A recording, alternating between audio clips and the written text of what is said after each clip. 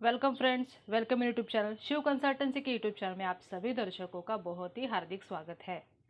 आज हम बात कर रहे हैं फायर सिस्टम की। आज हम सोसाइटी से रिलेटेड नहीं बल्कि सिस्टम से रिलेटेड एक वीडियो प्रेजेंट करने जा रहे हैं। फायर सिस्टम एक ऐसी सिस्टम है जो बहुत सारे मॉल्स में, कंपनीज में, वेयर हाउसेस में, या अगर आपकी एमएनसी कंपनीज है या एमएनसी ऑफिसेस है तो उस सारे में ये सिस्टम को इम्प्लीमेंट किया जाता है। बल्कि छोटे छोटे जो गाला है या छोटे छोटे अगर फैक्ट्रीज है तो उसमें भी इस सिस्टम को इम्प्लीमेंट किया जाता है। तो लेकिन कई बार कैसा है कि इस सिस्टम को जाने बिना ही लोग उसको फॉलो करने लगते हैं, बट बाद में उनको उसको लगता है कि ऐसा बर्डन है। और जब भी हम भी ऑडिट करने जाते हैं, बिकॉज फायर्स का सिस्टम हम भी इम्प्लीमेंट करवाते हैं, तो हम जब भी ऑडिट करने जाते हैं तो लोग हमें पूछते हैं कि इस फायर से क्या बेनिफिट होने वाला है, क्यों कर रहे हैं, क्या इससे कुछ फ़ायदा होने वाला है, इससे कुछ प्रोडक्टिविटी इंक्रीज होने वाली है या फिर ऑर्डर ज़्यादा मिलने वाले हैं। तो ऐसे सारे क्वेश्चंस कई लोगों के दिमाग में है, तो हमें लगा कि इसके ऊपर एक वीडियो बनाया जाए ताकि सबको ये पता चले कि एग्जैक्टली फायर सिस्टम क्या है। तो फायर सिस्टम इसके लिए है कि अगर आपने इस तरीके के वेयर हाउसेस देखे होंगे कि जहाँ पे बहुत सारा ऐसा स्कैटर्ड स्टोरेज एरिया या फिर मेसी स्टोरेज एरिया रहेगा या मेसी ऑफिसेस रहेंगे कि जहाँ पे एक चीज़ें ढूंढना मतलब आपका आधा या 1 घंटा वेस्ट करना। कई बार ऑफिसेज में भी ऐसा होता है कि एक पेपर ढूंढने के लिए आपको बहुत कुछ ढूंढना पड़ता है और बाद में वो पेपर ध्यान में आता है कि कहाँ पे रखा था, बिकॉज कुछ सिस्टम ही नहीं रखी हुई है रखने के लिए। तो ऐसे सारे सीन आपने देखे होंगे। तो ऐसे सारे इश्यूज को रिजॉल्व करने के लिए मोस्टली कंपनीज इंप्लीमेंट करती है फायर सिस्टम। अभी ये फायर सिस्टम एक्चुअली है क्या, तो ये है जापानीज क्लीनिंग सिस्टम, जिसको एक्चुअली वो लोग कहते हैं कि सेइरी, सेकेंड एस मतलब सेटन, सेसु, सेकेत्सु एंड शिकुत्से। इसको अपने यहाँ पे इंग्लिश में कहा जाता है कि sort, set in order, shine, standardise और सस्टेन। तो ये हर एस का एक एक मीनिंग है और बाद में ये 5 एस अगर आप इम्प्लीमेंट करते हो तो आपको एक 6 एस भी एज अ बोनस मिलता है, वो आपको बताएंगे। तो इस वीडियो को अंत तक ज़रूर देखिएगा कि एग्जैक्टली इंडियन लोगों को क्यों ज़रूरत पड़ी है जापानीज सिस्टम को लाने की और क्यों कंपनी इसको इंस्टॉल करवाती है, क्यों कंपनी इसको करवाती है और इससे क्या एग्जैक्टली बेनिफिट होते हैं, ये सब आपको शॉर्ट में बहुत ही अच्छी तरीके से समझ में आएगा। तो पहले जानते हैं 1 एस के बारे में, मतलब फर्स्ट एस। फर्स्ट एस होता है सॉर्ट। सॉर्ट माना जो आपको चाहिए, जिस चीज़ की आपको ज़रूरत है वही चीज़ें सिर्फ आपके एरिया में रखो और जिसकी आपको ज़रूरत नहीं है उसको आप निकाल दो और निकाल के दूसरे एरिया में शिफ्ट कर दो। उससे क्या होता है कि आपका फोकस सिर्फ उसी चीज़ों पे रहता है जो आपकी ज़रूरत की है। अदरवाइज बहुत सारी चीज़ें रखने की वजह से फिर आपका ढूंढने में टाइम भी जाता है और अननेसेसरी इमोशंस क्रिएट होते हैं, मतलब अननेसेसरी उसकी वजह से आपको टाइम स्पेंड करना पड़ता है, जैसे भी कह रही हूँ ढूंढने के लिए। या अगर किसी चीज़ को आपको करना है और बहुत सारा आपका स्कैटर्ड है दिमाग में भी, तो उसको आप अगर एक चीज़ पे जितना आपको चाहिए उतना सॉर्ट आउट नहीं करोगे तो हो सकता है कि आप जो काम करने के लिए बैठे हो वो आप with in the timeline complete नहीं कर पाओगे। तो इससे एक सबसे बड़ा बेनिफिट है कि आपको जो अनवांटेड है आप उस जगह से निकाल देना है आपको और आपको दूसरी जगह पे शिफ्ट करना है, जिसको कहा जाता है रेड टैग एरिया। मतलब ऐसा नहीं कि कंपनी के बाहर फेंकना है, बट कंपनी में ही या आपके ऑफिस में ही एक एरिया बनाना होता है रेड टैग एरिया, कि जहाँ से बाकी के लोगों ने जो भी अनवांटेड निकाला है वो सारा आके वहाँ पे जमा होता है। बट जो भी अपने एरिया से निकाल रहा है उसको वो रेड टैग पे लिखना होता है कि एग्जैक्टली उसने क्या निकाला है।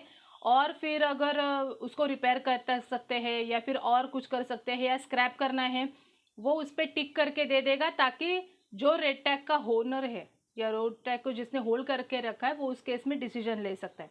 तो आप अगर बिफोर आफ्टर के देख सकते हो कि 1 एस जब भी आपका स्टार्ट होता है तो आपका स्कैटर्ड एरिया से एटलीस्ट आप थोड़ा सा ऑर्गेनाइज एरिया में आ जाते हो। अभी रेड टैग को कई तरीके से इंप्लीमेंट कर सकते हैं। अगर आपने देखा होगा कि बिफोर आफ्टर, इस केस में कैसा है, आपको एरिया डिफाइन करना है, उसको रेड मार्क से डिफाइन करके रखना होता है और टैग लगा के रखना है और एक रजिस्टर भी मेंटेन करना होता है ताकि पता चलेगा कि एग्जैक्टली क्या क्या रखा है। तो इस तरीके से आप मेंटेन कर सकते हैं। अभी आते हैं सेकेंड एस के यहाँ पे। सेकेंड एस है सेट इन ऑर्डर, मतलब place for everything and everything on its place. जो भी आपको रखना है वो उसको एक जगह दे दो और उसको आइडेंटिफाई करो ताकि वो वहाँ ही मिले आपको। इससे क्या बेनिफिट होता है कि आपको ढूंढने का टाइम है ना वो बहुत ही कम हो जाता है, और आपको पता है कि वो चीज़ कहाँ पे रखी है और इजीली आइडेंटिफाई भी हो जाती है। इससे क्या होता है कि एक तो आप कलर कोडिंग करते हैं तो वो दिखता भी अच्छा है, ढूंढने में भी आसानी होती है और आपकी प्रोडक्टिविटी बढ़ती है, जो अननेसेसरी टाइम आपका जाने वाला है। इसमें कैसा है कि सपोज आपका पहले एरिया ऐसा था तो सेकंड फोटो में देखोगे कि सेकंड एस इम्प्लीमेंट करने के बाद आपके एरियाज कैसे हो रहे हैं, पहले में कैसा था और बाद में कैसा है। इससे एक तो दिखने के लिए भी अच्छा तो है ही, बट अगर फटाफट चीज़ें मिलने लगे तो काम भी तो फटाफट ही होगा। तो ये सारे बेनिफिट आपको हो जाते हैं जब भी आप 2S अगर आप इम्प्लीमेंट करते हो इसका। अब इस केस में कैसा है कि अगर टूल्स है या बहुत सारे छोटे छोटे आर्टिकल्स है तो उसके लिए आप शैडो बोर्ड बना सकते हैं। शैडो बोर्ड बनाने से क्या होता है कि आप एक बार आपने उसको एरिया डिफाइन कर दिया तो अगर वो चीज़ मिसिंग है तो आपको पता चल जाता है कि ये मैंने कहीं पे रखा है, तो बाद में जाके आप वहाँ पे उसको रख सकते हो। वो शैडो बोर्ड इस तरीके से भी हो सकते हैं, या आप फोम शीट डाल के भी उसको यूज़ कर सकते हो किसी बॉक्सेस में, या अगर आपके यहाँ पे स्पेस अवेलेबल है तो इस तरीके से आप शैडो बोर्ड का यूज़ कर सकते हो। कलर कोडिंग करना होता है ताकि विजुअली इम्पैक्ट हो आपके जो जो भी स्टोरेज के एरिया से, उसको आप कलर कोडिंग करके भी कर सकते हो। आपको स्टिकरिंग करना होता है, आपको लिस्टिंग करना होता है, ताकि अगर आप नहीं भी हो उस जगह पे और आपका असिस्टेंट या कोई भी ढूंढने के लिए आए तो उसको भी वो चीज़ आसानी से मिल सके। इसमें और एक एरिया है कि गैंगवेज बनाना होता है। गैंगवेज या वॉकवेज वो डिफाइन करता है कि आपका वर्किंग वाला एरिया कितना है और मूवमेंट वाला एरिया कितना है।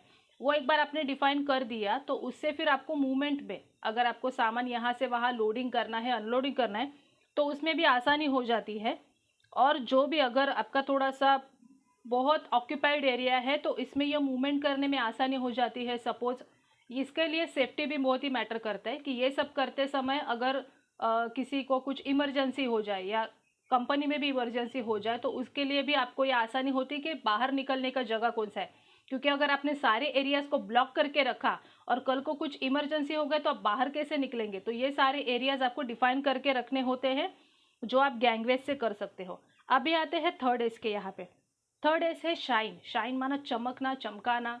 तो शाइन इन द सेंस कैसा है कि दो चीज़ें हैं उसमें। एक तो फ्रीक्वेंटली जो भी आपका एरिया है, जो आपके टूल्स है, जो आपके इक्विपमेंट्स है, उसको आपको फ्रीक्वेंटली क्लीन करना है। क्लीन करने से क्या होता है कि अगर कुछ उसमें प्रॉब्लम है छोटे मोटे तो आपको दिख जाते हैं। दूसरा, अगर आप उसको फ्रीक्वेंटली इंस्पेक्शन करते हो या प्रिवेंटिव मेंटेनेंस भी इसके अंदर आता है, वो करते समय आपको बाद में जाके जो बड़े होने वाले प्रॉब्लम है वो आपको पहले ही आइडेंटिफाई हो जाते हैं। तो इससे ये शाइन में आपको मदद हो जाती है। फ्रीक्वेंटली एक मतलब रोज़ दिन में 10 मिनट का टाइम तो आपको देना है कि आपका वर्किंग स्टेशन क्लीन होना चाहिए जब भी आप आते हैं सुबह, मीन द वाइल भी, और इवन बाद में भी आप जब भी काम को ख़त्म करते हो। इससे आप क्या कर सकते हो कि आपका वर्किंग स्टेशन अगर क्लीन रहता है, एक काम ख़त्म करने के बाद आप क्लीन करके दूसरा करते हो तो स्कैटर्ड नहीं रहती है चीज़ें।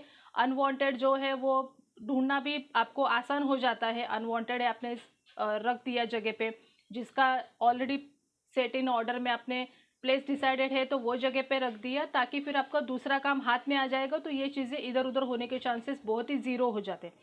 तो ये इसका फ़ायदा होता है। लेकिन शाइन करने के लिए क्या है, आपको हमेशा वो क्लीनिंग के जो इक्विपमेंट्स या टूल्स है वो आपके वर्क स्टेशन में ही होने चाहिए। मतलब अगर आप कोई मशीन चला रहे हो और मशीन के यहाँ पे है या फूड इंडस्ट्री है या और कोई भी है तो डस्टबिन बाजू में होना चाहिए, वाइपर होना चाहिए या कपड़ा कुछ होना चाहिए पोंछने के लिए, झाड़ू, और फिर वो सब कचरा उठाने के लिए वो सारा सामान आपके वर्किंग स्टेशन के यहाँ पे अवेलेबल होना चाहिए, ताकि आपको जो 10 मिनट या 5 मिनट मिलने वाले हैं उसमें आप तुरंत क्लीनिंग करके दूसरे काम को लग सके। तो ये सारा आपको आइडेंटिफाई करके रखना पड़ता है ताकि आपको 3S आप आसानी से इम्प्लीमेंट कर सको। ये आपके 1 और 3 में ही थोड़ा सा डिफ़िकल्टी आता है, बिकॉज लोगों को मेंटेलिटी चेंज करना कभी कभी टफ जाता है कि पहले से हाँ इससे क्या फ़र्क पड़ने वाला है, ऐसा थोड़ा सा होता है। तो ये 1 से 3 तक ही आपको थोड़ा सा स्ट्रेस लेना पड़ेगा या थोड़ा सा फोर्सफुली करवाना पड़ेगा या एफर्ट ज़्यादा डालने पड़ते हैं। 4S उसके बाद थोड़ा सा आपको आसान हो जाता है। 4S क्या है, आपका स्टैंडर्डाइज। स्टैंडर्डाइज मीन एक बार आपने ये 3 सॉर्ट, सेट इन ऑर्डर और शाइन को सेट कर दिया तो सस्टेन के पहले आएगा स्टैंडर्डाइज, जिसमें आपको गोल सेट करने हैं कि एग्जैक्टली आप चाहते क्या हो इस फाइल से। इसके बाद आपको फ्रीक्वेंटली इसका ऑडिट करवाने के लिए आपको चेकलिस्ट बनानी पड़ेगी क्योंकि ये अगर एक दिन भी नहीं किया तो ये ब्रेक होने के चांसेस 100% है। तो आपको वो स्टैंडर्डाइज प्रोसेस बनानी पड़ेगी, लोगों को टाइम देना पड़ेगा वो सब करने के लिए, ताकि आपका जो प्रोडक्टिविटी है वो बढ़ सके। इसको आप कैसे इम्प्लीमेंट कर सकते हो कि प्रोसीजर बना सकते हो, उसकी छोटी छोटी चेकलिस्ट बना सकते हो, फ्रीक्वेंटली आपके यहाँ के ही लीडर्स तैयार करवा सकते हो, इंटरनल ऑडिटर तैयार करवा सकते हो जो फ्रीक्वेंटली इस एरियाज के ऑडिट करे और चेक करे कि कहाँ पे क्या प्रॉब्लम हो रहा है। और विजुअली जो भी आपका इम्प्लीमेंटेशन का इम्पैक्ट है वो आपको दिखेगा। इसमें आपको प्रोसीजर है वो डिस्प्ले करने पड़ेगी आपके वर्किंग स्टेशन पे। और जैसे मैंने कहा कि आपको 5S की ऑडिट की चेकलिस्ट भी बनानी पड़ेगी। अभी आते हैं 5S की तरफ। पांचवा एस माना सस्टेनेंस।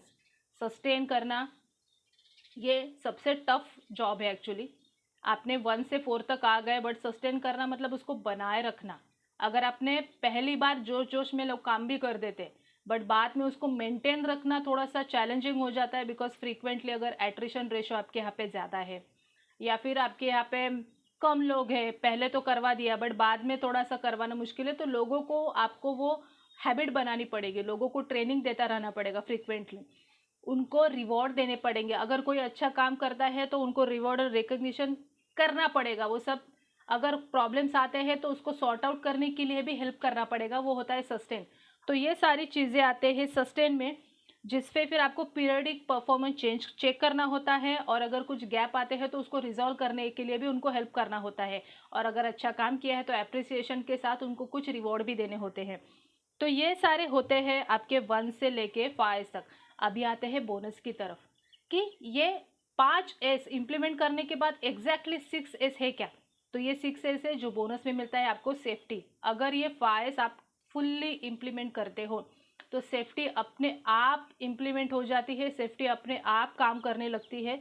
उसके लिए आपको अलग से कुछ काम करना नहीं होता है, बिकॉज ये सारे ऑडिट के दौरान आपने जो भी काम किया है उससे आप सेफ्टी भी ऑलरेडी मॉनिटर कर रहे होते हो। जैसे कि अगर आपने सॉर्ट करना शुरू कर दिया तो अनवांटेड आपने निकाल दी कि जिससे आपको इंजुरी हो सकती है या कुछ प्रॉब्लम हो सकती है, जितना चाहिए उतना ही रखा। सेट इन ऑर्डर से आपने उसको जगह दे दी, ताकि बीच में अगर मोशन हो, मतलब मोशंस करने पड़े या आपको कुछ मूवमेंट करना पड़ा, तो आपने जगह ऑलरेडी डिसाइड की है, तो लगने के, कटने के, कुछ गिरने के वो चांसेस कम हो जाते हैं। पीपी पहना कंपलसरी हो जाता है। थर्ड है इसमें जब आप शाइन को इम्प्लीमेंट करते हो तो उस केस में आप उसको फ्रीक्वेंटली चेक भी करते हो।